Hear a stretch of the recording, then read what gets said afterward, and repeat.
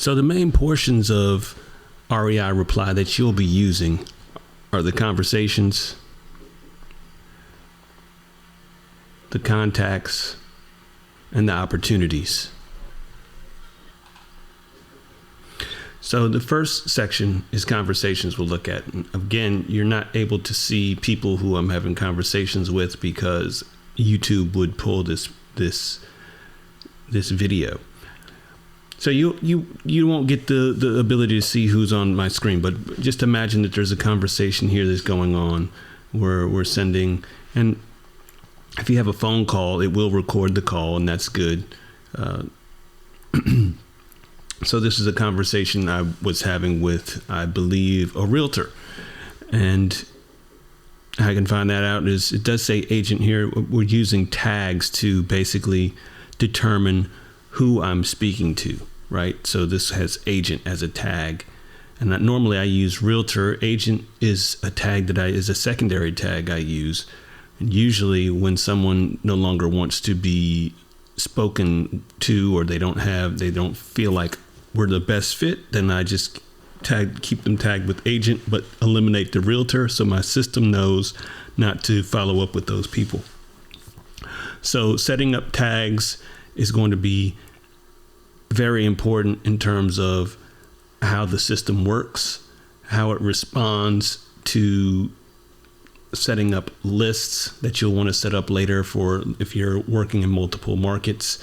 Now you can set this up to work in multiple markets using one single account, but the best way to do is to do it with sub accounts. But the purpose of my channel and this particular video is to keep things cheap.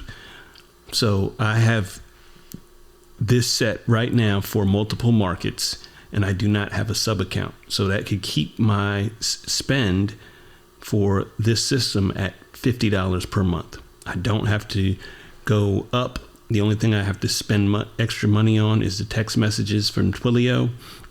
But other than that, I am keeping my spend at $50 a month.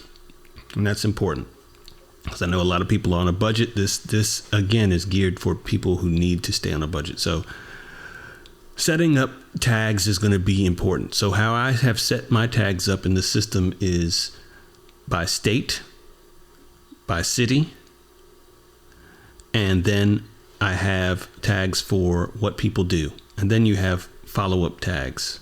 These follow-up tags were taken from someone else's idea. I saw what they were doing and I implemented into my system. So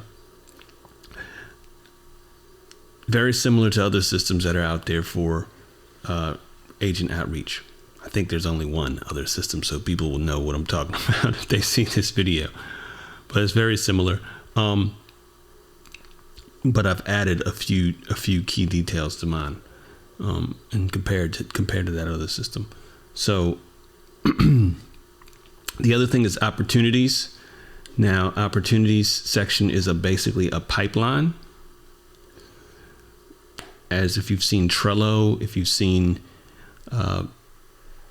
other CRMs, a lot of them use this type pipe drive. A lot of them use this kind of pipeline sort of situation. Even in Podio, you can see there's a view where you can get to this sort of pipeline sort of thing. So you have areas where you're going to comp properties, where properties still need to be comped.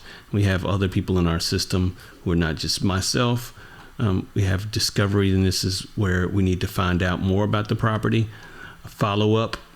These people need to be follow up with for whatever reason.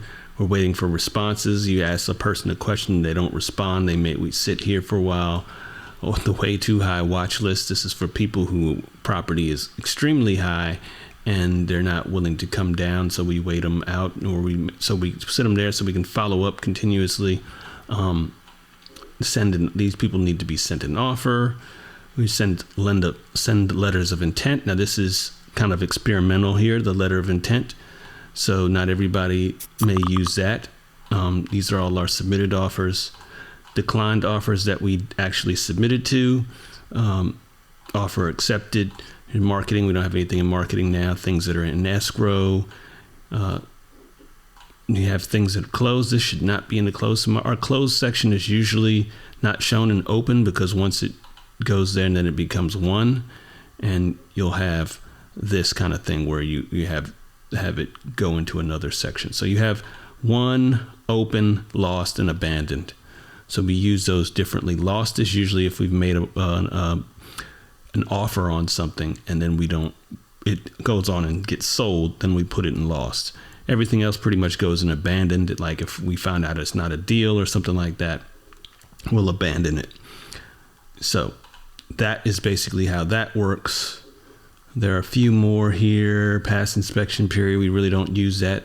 Switched agents. So sometimes you'll have a property where you have multiple agents, right?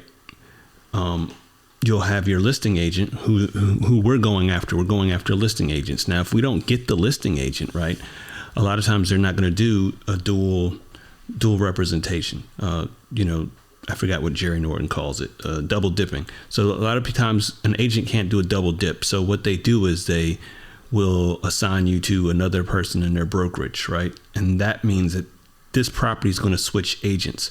So in this section here, it actually has, I always put the agent's name and then the address of the property, so we know what each one of these is here. So that's what's in this blurred out section, is the agent name and the address of the property.